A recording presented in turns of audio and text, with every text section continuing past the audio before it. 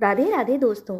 ईश्वर आप सभी की सभी मनोकामनाएं पूर्ण करे और आप सभी को स्वस्थ और खुश रखे। चलिए कहानी शुरू करते हैं। हमारी आज की कहानी का शीर्षक है मांगलिक दोष। गगन अपने माता पिता की इकलौती संतान है। उसके माता पिता उससे बहुत प्यार करते हैं।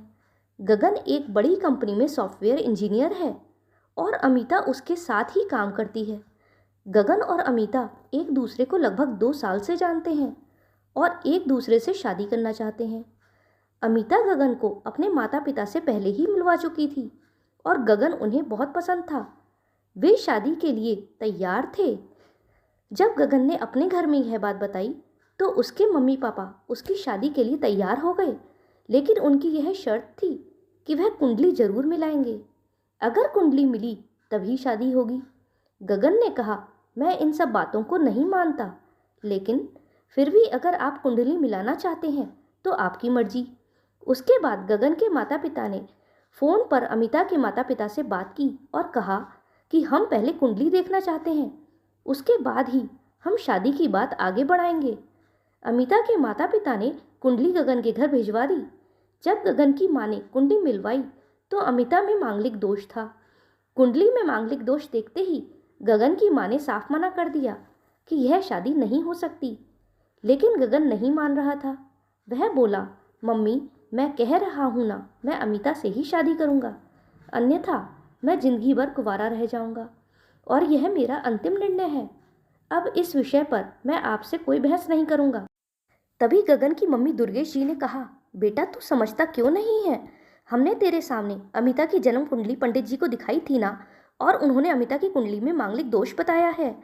अब तू बता, सब कुछ पता होते हुए हम तेरी शादी एक मांगलिक लड़की से कैसे कर दें? तू जानता नहीं है कि मांगलिक दोष वालों के जीवन साथी की मृत्यु जल्दी हो जाया करती है। इसीलिए तुझे समझा रही हूँ, तू भूल जा अमिता को। दुर्गेश जी ने गगन को बहुत समझाया, पर गगन का कहना था कि जब मैंने अमिता से प्यार किया था तब मैंने उसके साथ प्यार करते हुए जन्म कुंडली का मिलान नहीं किया था, और ना ही मैं इन मिलानों को मानता हूँ। इसीलिए अब बस मैं शादी करूँगा तो सिर्फ अमिता से, और यह मेरा आखिरी फैसला है। आखिर दुर्गेश जी को अपने बेटे की जिद के आगे झुकना पड़ा और पंडित जी के द्वारा बताए गए अनुसार अमिता के मंगल दोष को दूर करने के लिए गगन के साथ शादी करने से पहले अमिता की शादी एक पेड़ के साथ करवाई गई और उसके बाद अमिता ने गगन से शादी करी। अमिता दुल्हन बनकर गगन के घर आई, पर दुर्गेश जी को अमिता का मांगलिक होना अभी भी खटक रहा था और दुर्गेश जी उसे दिल से नहीं अपना पा रही थीं, और घर में कुछ भी परेशानी आती तो उसका दोष अमिता को ही दिया जाता। लेकिन अमिता पढ़ी लिखी संस्कारी लड़की थी और वह अपने सासू माँ से मिले इन बेवजह आरोपों को अपने दिल से नहीं लगाती थी। उसने अपने ससुराल में एडजस्ट करने के लिए अपनी जॉब से लंबी छुट्टी भी ली थी और ऐसे ही ससुराल में उसके दिन कट रहे थे। एक दिन गगन ऑफिस से जल्दी घर आ जाता है। तब दुर्गेश जी ने उससे पूछा, बेटा आज जल्दी कैसे आ गया? तब उसने बताया, माँ आज सुबह से ही सिर दर्द और बहुत कमजोरी आ रही है, इसीलिए ऑफिस में काम करने की हिम्मत ही नहीं हुई मेरी। तब दुर्गेश जी ने कहा, चल बेटा जल्दी कर, हमें डॉक्टर के पास चलना चाहिए। तब गगन और दुर्गेश जी डॉक्टर को दिखाने गए। डॉक्टर को दिखाने के बाद मालूम पड़ा कि गगन को पीलिया हो गया है, और दोनों जैसे ही घर लौटे दुर्गेश जी ने घर को सिर पर उठा लिया और कहने लगी, जब से यह लड़की हमारे घर में आई है तब से हमारे घर में परेशानी और बीमारियां भी साथ लेकर आई है। इसके कदम ही अशुभ हैं। अब देखो इसका मांगलिक दोष हमारे बेटे पर भी असर करने लग गया है। कल को अगर मेरे बेटे को कुछ हो गया तो कौन जिम्मेदार होगा? तभी अमिता ने कहा, मम्मी जी प्लीज़, और कितना नीचा दिखाएंगी मुझे? आज तक मैं चुप रही क्योंकि पापा ने यही सिखाया था कि बड़ों के आगे ससुराल में जवाब मत देना, पर आज तो आपने हद ही कर दी है। अगर मैं आज भी नहीं बोली तो जिंदगी भर खुद को माफ़ नहीं कर पाऊंगी। मम्मी जी, अगर आपको पंडित जी पर भरोसा नहीं था तो उनके कहे अनुसार आपने सारे मांगलिक दोष निवारण की विधि क्यों करवाई? क्यों पहले आपने मेरी पेड़ से शादी करवाई? दोष मेरा मांगलिक होना नहीं है, बल्कि दोष तो मेरा आपकी बहू होना है, क्योंकि घर में जाने अनजाने में अगर कुछ भी परेशानी आती है तो उसके आप मुझसे ही जोड़ देती हैं, और जब कोई सास अपनी बहू से सिर्फ नफरत ही कर रही होती है तब यह बहु दोष बेटे बहू को ही नहीं बल्कि पूरे परिवार को परेशानी में डाल देता है। और इस बहु दोष से मुक्ति भी सिर्फ सास ही दिलवा सकती है। बहू को अपनी बहू माने, उसे दिल से अपनाए, उसे भी सम्मान दे और यह महसूस कराए कि वह भी इस परिवार की सदस्य है। नहीं तो बहु दोष मांगलिक दोष से भी ज़्यादा पीड़ादायक हो जाता है। अमिता की कही हुई बातें दुर्गेश जी के दिल को झकझोर तो रही थीं, लेकिन उन्हें अब भी अपने किए पर कोई पछतावा नहीं था।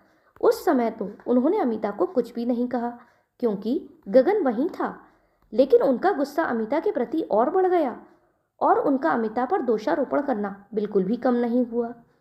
अमिता बहुत दुखी होती थी, लेकिन मजबूरी में कुछ भी नहीं कह पाती थी। थोड़े ही दिनों के बाद गगन बिल्कुल ठीक हो गया और ऑफिस जाने लगा और 1 महीने बाद गगन की सैलरी भी बढ़ गई। तब उसने घर आकर इसका श्रेय अमिता को दिया तो दुर्गेश जी बोली, हाँ बेटा सही है, तू तो सारा श्रेय बहू को ही देगा। तेरी माँ का आशीर्वाद भी तो तेरी प्रगति के पीछे रहता है तेरे साथ। उस चीज़ को तो नहीं देखा तूने।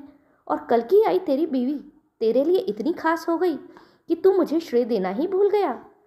तब गगन ने कहा, माँ देखो ना, आपके हिसाब से अमिता का मांगलिक दोष हमेशा मेरा नुकसान ही करता है, लेकिन इस बार अमिता का मांगलिक दोष न तो मुझ पर और न ही मेरी तरक्की पर लगा। और माँ, जब हम बुरी परेशानियों का श्रेय अमिता को देते हैं तो अच्छे कामों का श्रेय भी तो अमिता को ही देना चाहिए। तो इसीलिए आज का सारा श्रेय अमिता को ही जाता है, गगन ने हंसते हुए कहा। तब अमिता बोली, गगन तो क्या तुम भी मेरे लिए ऐसा ही समझते हो? तब गगन ने कहा, नहीं अमिता, बिल्कुल नहीं, बल्कि मैं तो माँ को यह समझाना चाह रहा हूँ कि सुख और दुख हमारे जीवन का हिस्सा है और कभी जीवन में खुशियाँ आती हैं तो कभी गम भी आते हैं। इसके लिए हमें परिवार के किसी भी सदस्य को या अपनी बहू को दोष देना उचित नहीं है। तभी दुर्गेश जी बोली, बेटा सही कह रहा है तू, और तेरी तरक्की ही बहुत है मुझे मेरी गलती का एहसास कराने के लिए। आज से मैं कसम लेती हूँ कि आज के बाद मैं अमिता को किसी भी बात का दोष नहीं दूंगी। दुर्गेश जी ने अमिता से कहा, बहू मुझे माफ़ कर दो, मैंने अब तक तुम्हें बहुत दुख दिया है। मैं समझ सकती हूँ कि मेरी इन बातों का तुम पर क्या असर होता होगा, मुझे माफ़ कर दो।